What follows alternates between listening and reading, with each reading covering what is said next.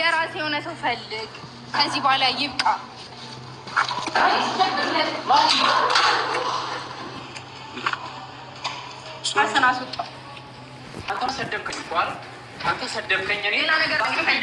situ bos ki buruk minar ganne kana fakkas godat kana fakka ani nama kamiti jirani nama di buda fakkas tu baba garo akam jirtu naga keessani ani naga kooti galata waaqayyo yu bakka jirtan hundumatti naga sini faro situ bos ki buruk minar ganne fakkata kanattu akkas taata aymino yo waan barbaade ta'e yu daa'imni yoo so kan keetaate yoo ana sirra hadda hin ba'u waan hundaan iyyuu si bukkeen jira jedhaan jechaanii jirti. Ati immoo maal barbaacha dhufte immoo dubbii kaasuu barbaadde laata?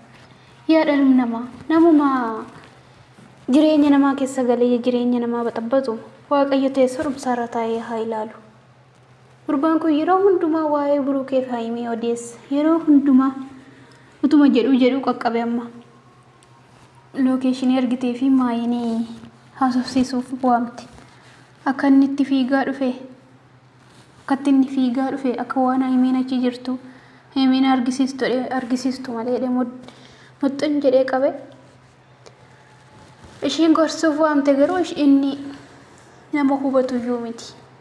Ijoolleen wal jaalatanii maaf gidduudha hin bahu. Qoyisitu booskii Buruuk bichaa dhabee natti fakkaata. Kanaaf akkas godhatta. Itoon tuqamee amma kana waa'ee isaanii odeessis bichaadha.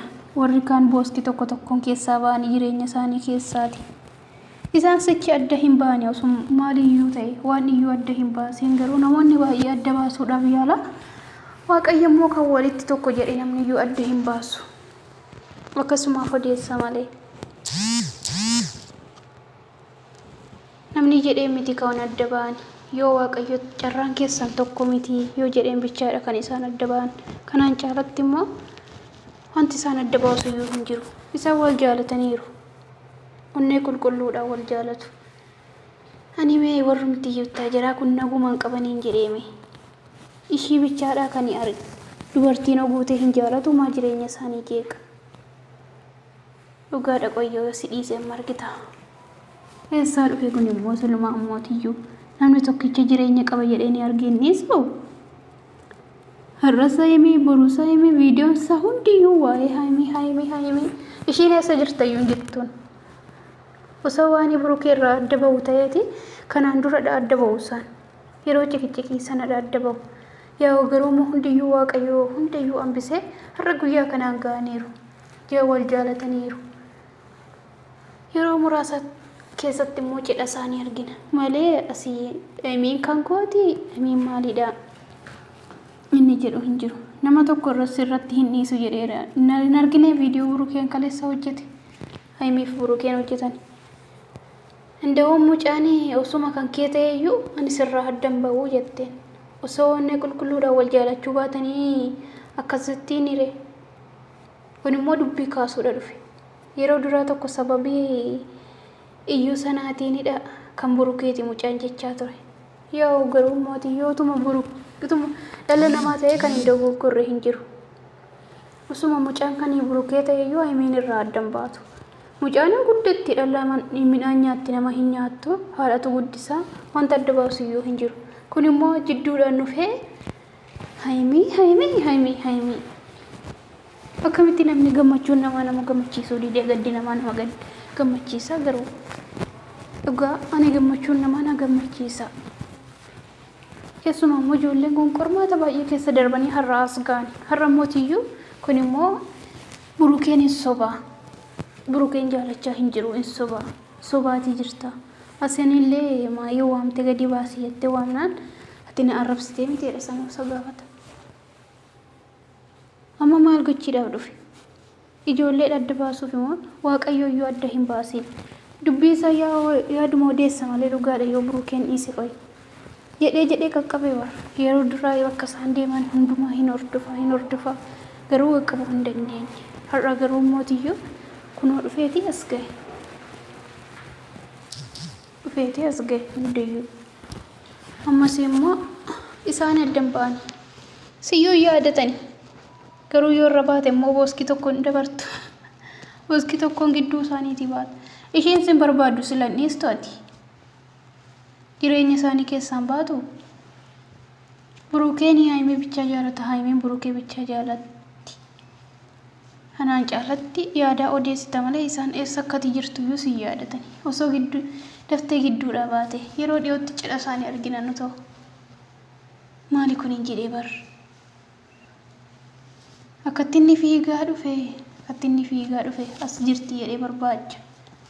Ishiinoo bakka ishii asillee hin jirtu ishiinillee maayini Addis Ababaa buttaa jiraa jirti garuu. Haayimeen fa buttaa jiraa jiru. Usuma argee maal godhaadhaan immoo gaaffii gooti. Dhugaa usuma argee maal godha? Maal godhame? Dhugaa gaaffii guddaa natti uume. Maal godhaatuma argee? Boodarra dadhabnaan hubachuu dinnaan jireenya kee jiraadhu. Haayimeen sin jaalattu. Haayimeen kan buruukeeti. Buruukeen Haayimeef wal jaalataniiru hin sobaatii jira dhugaadha miti jedha. Sobuusaa maalitti beekaa? Keessa isaa isatu beekaa? Booddee waan gootu dhabnaan barreetti cufattee asanii bilbiltee asaan dhufee achi gadi baatee asanirra barri bante maayi. Buruukee Haayimeen argisiistu malee. Osuma argisiisanii maal godhan jedheen immoo gaaffii kootiyyuu. Osumatti agarsiisanii osuma wal arganii maal gochuu eda. Nama jaalallee qabu, nama hiriyaa qabu, jaalallee qabu. Seenuu mana tokko keessa nama jiraatu. Mana tokko keessa jiraataniif illee maal ta'aa jechuu osoo hin taane jaalallee jechuun iyyuu waan guddaadha. Sanuu nama waggaa amma kanaa waliin ture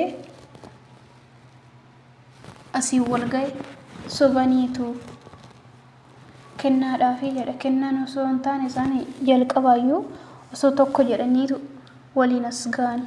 Osoo adda ba'anii dhugaa dubbachuudhaaf osoo adda ba'anii buruukeeffamiin kanaan dura adda ba'uumin ture. Amma garuu adda hin ba'anii waan iyyuu adda isaan hin baasiin diina gidduu isaaniitii hawaasu malee.